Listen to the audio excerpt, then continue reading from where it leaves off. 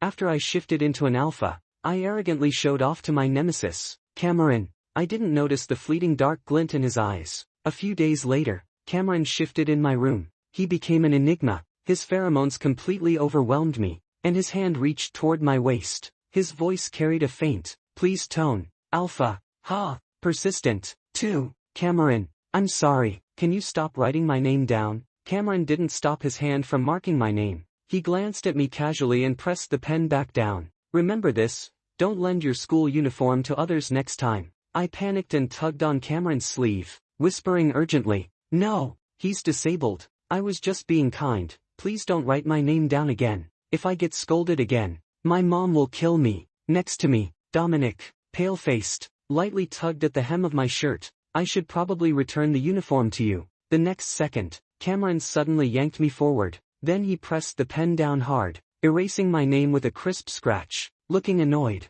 No more of this next time. I cheerfully pushed Dominic's wheelchair into the school, teasing as I went. I told you it's fine, right? Dominic smiled softly, lifting his small, innocent face. Thank you. By the way, what's your relationship with Cameron? I snorted lightly. Arch-nemesis. Cameron and I weren't born enemies, but thinking back, I probably only ever won once in my life. My cries were louder than his at birth. Cameron had always excelled in school and was polite, while I was terrible at academics and a bit of a troublemaker. He was my neighbor and occasionally came over to visit. When he was little, he was slow to react. If someone hit him, it took him 2 minutes to start crying. My childhood hero complex made me feel like I needed to protect him. I did, for 2 years, but after he started Taekwondo, Muay Thai, and other kids' martial arts classes, I no longer had any influence over him. I realized that a Lego set I couldn't finish in hours, he could complete it in no time. The school bullies I couldn't deal with, he handled them with both firmness and charm. How had this little boy changed so much? It got worse after I once broke Grace's makeup. Little me was compared to Cameron. Bennett, can't you learn from Cameron? 8-year-old me widened my eyes and vowed that Cameron would be my lifelong rival. The sun climbed from the branches to the treetops. Itchy, I groggily brushed the hand touching my face away. Cameron, don't touch me. I want to sleep. Cameron gripped my wrist with one hand, his voice low. What were you up to last night? I rolled over, too lazy to respond. The next second, I was skillfully lifted by him again. Get up, it's lunchtime. I snapped awake and swatted him hard. Hurry, I know already. Grace adored Cameron, and our front door was always open to him. Sometimes I'd forget my keys and have to ask Cameron for help. His family was busy, so whenever he had no meals, he'd come over. I was used to it. I brushed my teeth and came downstairs feeling fresh. Cameron sat on the sofa with his phone, putting it down when he saw me. His dark eyes stared at me, sending a chill through me. Had he discovered what I did yesterday? Sure enough, the next second he called me over. Come here. I dawdled and called out loudly. What for? Cameron gripped my wrist, patiently asking, did you go to the hotel party last night? Who was there? Did you drink? I touched my messy hair. How did he know everything? No one. Why do you care? Cameron released my wrist, threatening, if you don't tell me after lunch, I'll tell Grace. I dashed to the table without a care. Grace placed a bowl of soup in front of me, smiling. Bennett, did you argue with Cameron again? I mumbled between bites of salted egg yolk chicken wings. Nope. Grace rubbed my cheek. You two can't fight. Remember, before you two were even born, Cameron's mom and I agreed, if your genders match after shifting, you two will become in-laws. I nearly spit out my soup. Me and Cameron? I shrugged nonchalantly. Fine, I'll reluctantly take Cameron, the T-Rex Omega. Then, actually, our ABO reports came out years ago. I was 80% likely to be alpha, while Cameron was 100%. Cameron chuckled softly, slowly removing his shrimp-peeling gloves. Is that so? I seized the chance to transfer the shrimp he peeled into my bowl. Cameron just watched, not stopping me. I raised my eyebrows smugly. Shrimp from someone else always tastes better. Corbin, Dominic, and Brooks. Really, there was no one else. I obediently explained yesterday's events to Cameron. No drinking, just singing. Didn't stay out late, back before 3. Cameron snorted. Bennett, didn't stay out late. You really are tempting fate. I rubbed my nose, feeling guilty. How did Cameron know? Before I could wonder, my body started feeling strange. My head spun. My face heated up. Cameron, I don't feel well, please, let me go. The words barely left my mouth before I slumped, falling straight into Cameron's arms. Cameron's expression changed. He took out his phone and called emergency services. My vision went black. All I felt was scorching heat, and my neck itched unbearably. Cameron, help me scratch my neck, it's so itchy. I didn't hear a reply. I just felt a dampness touch me, probably Cameron fetching water to wipe me down. When I opened my eyes again, a bouquet was shoved in front of me. Grace smiled. Congratulations, Bennett, you've officially shifted into an alpha. You're practically an adult now. I grinned and took the flowers, itching to run straight to Cameron and show off. Wait, where's Cameron? Didn't he bring me here? I scanned the room. I spotted him on a chair nearby, legs spread, hands clasped, watching me,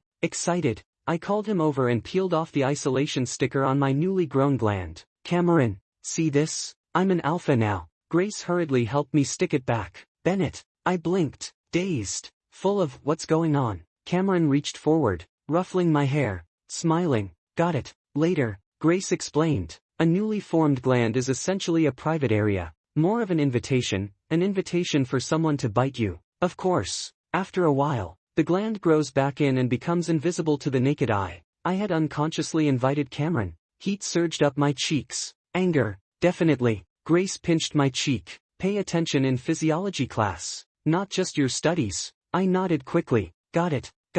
At school, my friends gathered around me. So, how does it feel to shift into an alpha? Generally, everyone shifts after turning 18. Some had shifted, some hadn't yet. I shoved my backpack into the drawer with one hand, grinning proudly. How does it feel? Like being unstoppable. Brooks gestured toward the desk hole, and I pulled out a few love letters. The news about your alpha shift spread through the school yesterday. Already got fan mail today. I rubbed my nose. I'm not planning to date yet. That said, I carefully saved them in my backpack. Throwing them away would crush the writer's feelings. As a proper warm-hearted alpha, I absolutely wouldn't do that. Dominic hobbled over with his crutch. So, when are you going to start dating? I crossed my legs. I'll think about it. Dominic's crutch slipped, tipping toward me. I grabbed his arm quickly. Careful, that brought us unexpectedly close. I even caught a whiff of Dominic's faint peach-scented pheromones. I quickly stepped back, letting go of him. Out of the corner of my eye,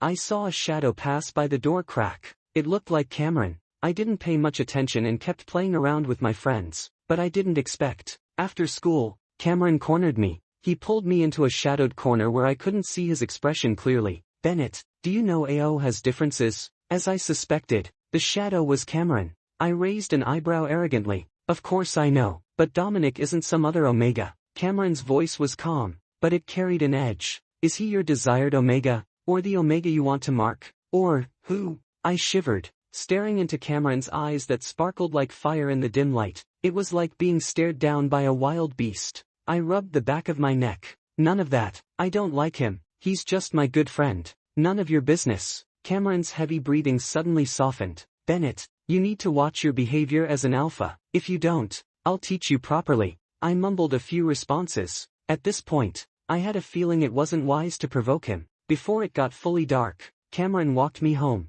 and he forced his way into my room. First, an alpha must maintain at least 3 centimeters of distance from an Omega. Second, an alpha must control their own pheromones. I lazily lay on the couch, one ear scratched. Cameron, did you come to my room just to say this? Why do you care so much? Annoying. Cameron ignored my protests and explained every rule one by one. Finally, he crouched down and asked, did you take it in? I looked at his serious expression and sensed he was angry. Cameron when angry is terrifying. I obediently nodded. Cameron placed his hand over my ear, rubbing gently. Behave a little. I shook off his hand. Now get out. Cameron left. I collapsed fully into the lounge chair, staring at the swaying light. I didn't have the nerve to say anything. My glands had been itching all these days, especially when I was with Cameron. I knew I was dreaming. Cameron's eyes were usually cold, only flaring with a tiny spark when I annoyed him. But now, there was something strange in them. He leaned closer,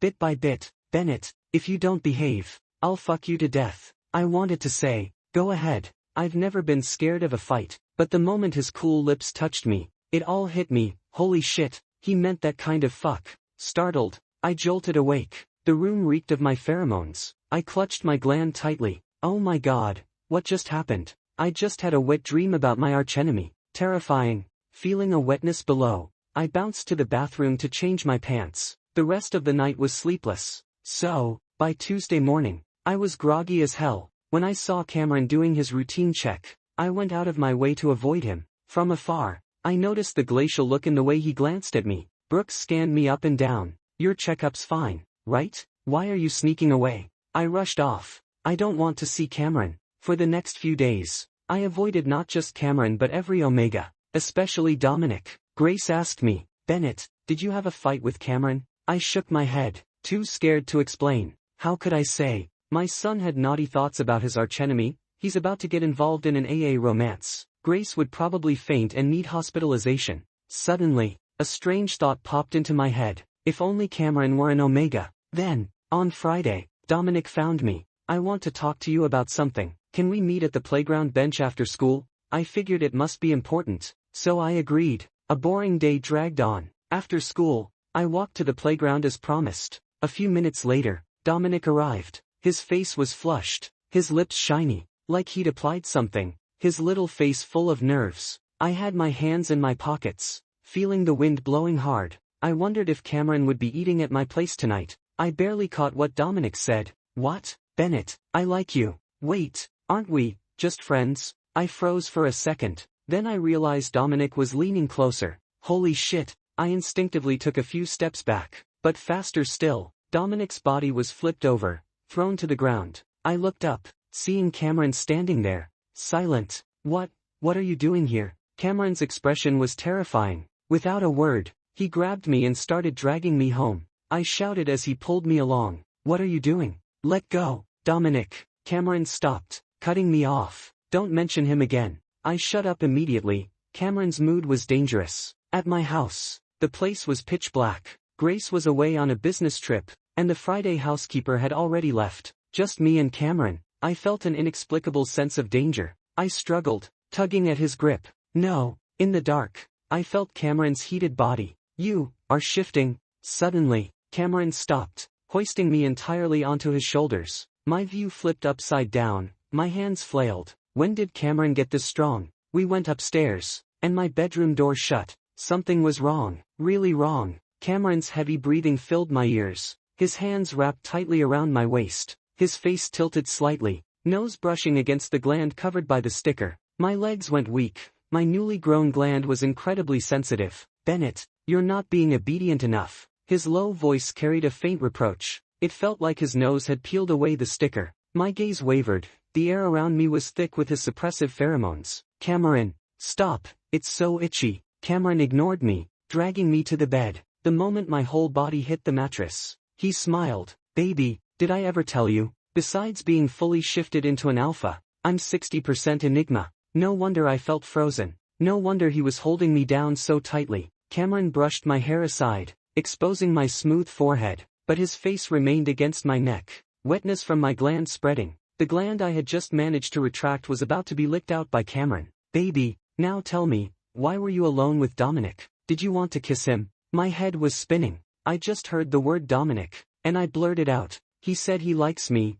Don't bite. I don't like him. Terrifying. Cameron, stop, can you just pause? No, if you don't like him, why let him get close? Why are you hiding from me? I realized Cameron was being unreasonable, but I was in no position to argue. I swallowed my pride. I won't let him get close again. Okay. Cameron let out a soft laugh, tinged with quiet pleasure. I was actually very happy when you shifted into an alpha. I blinked, looking up at Cameron's smiling eyes. Why? Because then, baby, I wouldn't have to fuck you to death. My gland lay exposed, vulnerable in the air. Cameron's sharp teeth sank into it, injecting wave after wave of pheromones. My body shrank and trembled. Wet lips and tongue. I whispered, cursing Cameron. You pervert. Finally, Cameron finished the impromptu marking. I was furious, punching him twice.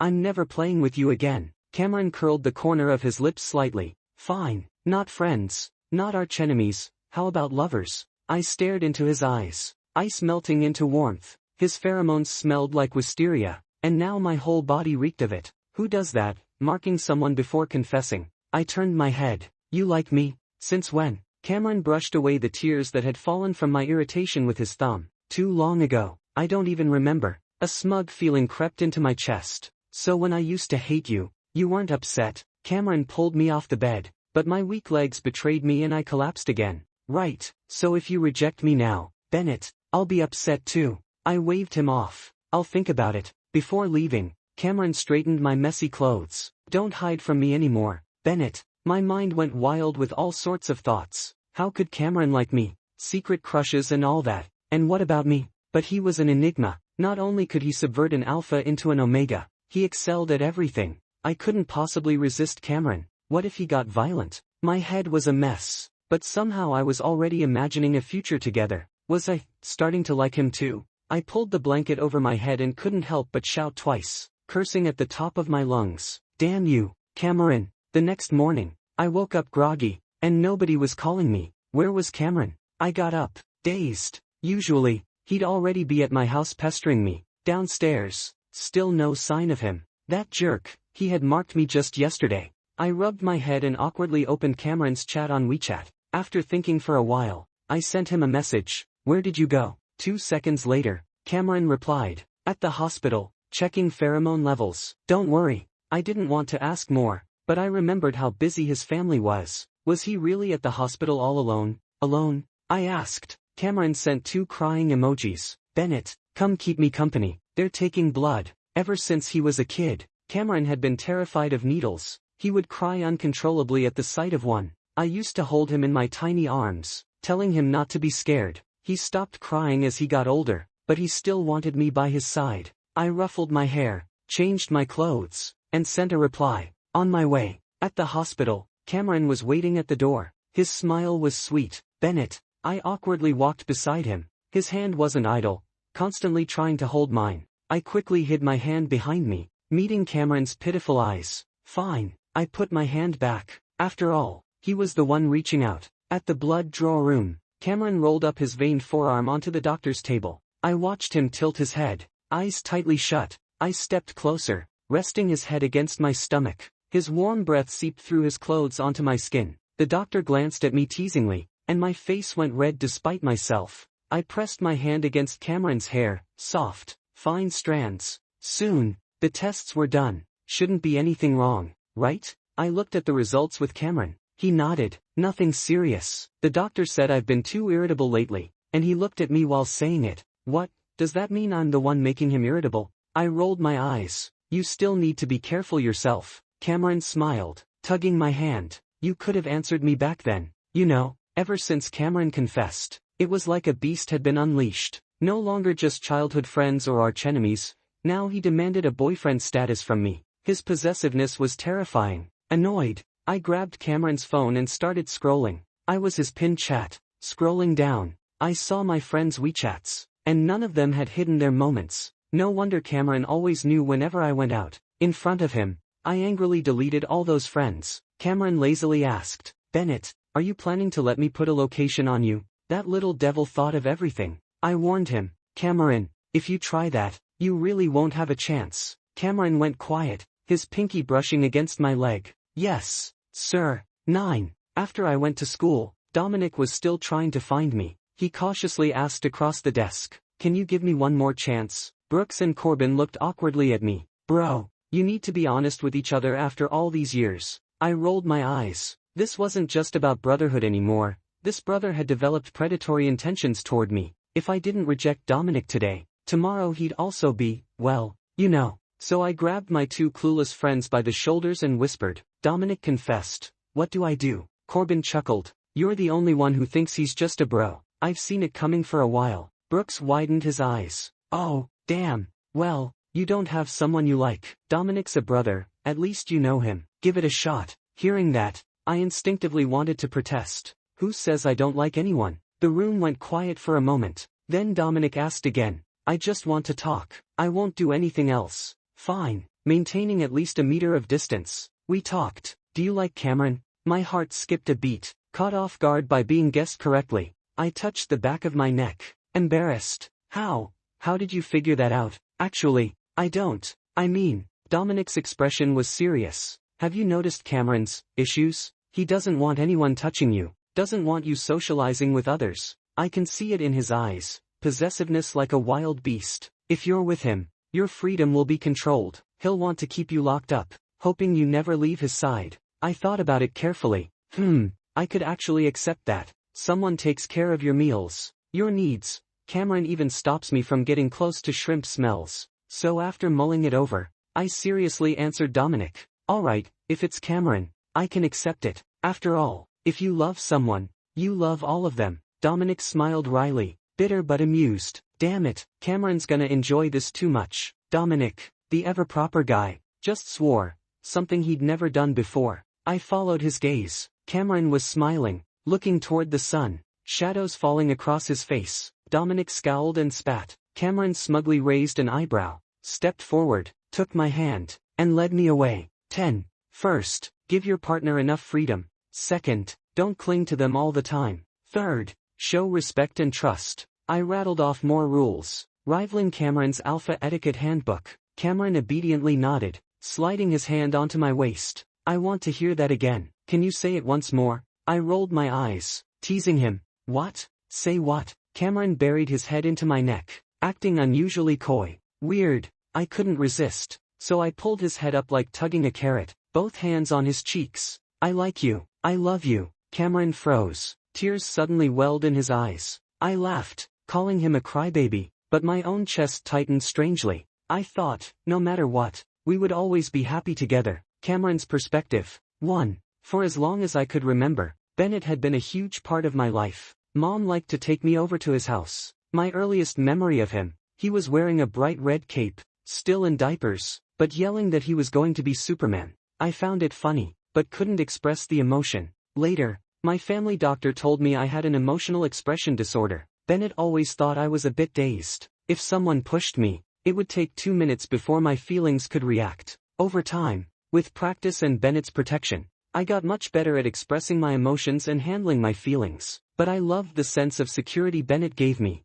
In kindergarten, when the little fat kid called me a pretty boy, Bennett stormed over angrily to confront him, then marched into the office to tell the teacher to watch out for me. The real turning point came during a fight. I don't remember what exactly happened. Maybe some idiot tried to take my things. Bennett got hurt in that fight. He chipped a tooth. It was already loose, but seeing his bloody mouth still haunts me in dreams. That day, I held his tooth in my hand, gripping it tightly as I dragged Bennett to the teacher. For days, Bennett's words betrayed him. I kept the tooth framed, a constant reminder that I needed to protect him. Bennett wasn't invincible, so I learned martial arts to protect Bennett, too. But Bennett inexplicably came to dislike me. After Grace explained everything clearly, I couldn't believe Bennett had made me his lifelong enemy over just one sentence. Can't you learn from Cameron? I didn't want to truly be his enemy. I lowered myself, taking Bennett's small hand. Bennett, I want to play with you forever. Can't you not hate me? He set down his toy and snorted. Now we're archenemies. No matter what I said afterward, when Bennett introduced me, I was no longer the childhood friend, just a few airy words. Archenemy. 3. Before I turned 15, I thought of Bennett as just a bro. Friends can be possessive too. I hated it when he fluttered around making friends, hated him getting close to others, hated that he could become an alpha. I kept wondering, if I became an alpha too, would he encounter his destined omega? But our pheromones were always opposed. I couldn't stand him marking someone else. After one vivid dream, I looked at my wet pants and remembered Bennett's tearful eyes. I realized, I wasn't just seeing Bennett as a bro, I saw him as my husband, so I checked the possibility of differentiating into another type. Luckily, I could become an Enigma, higher than alpha. I could mark Bennett. The thought thrilled me. 4. Originally, I planned to confess after graduation. Success or failure, he had to accept it. But Bennett kept provoking me. Dominic. Love letters. I couldn't hold back anymore. Bennett should behave. That day, in Bennett's room, I didn't expect to be provoked into differentiating instantly, but his expression was so beautiful. I loved Bennett, forever and ever.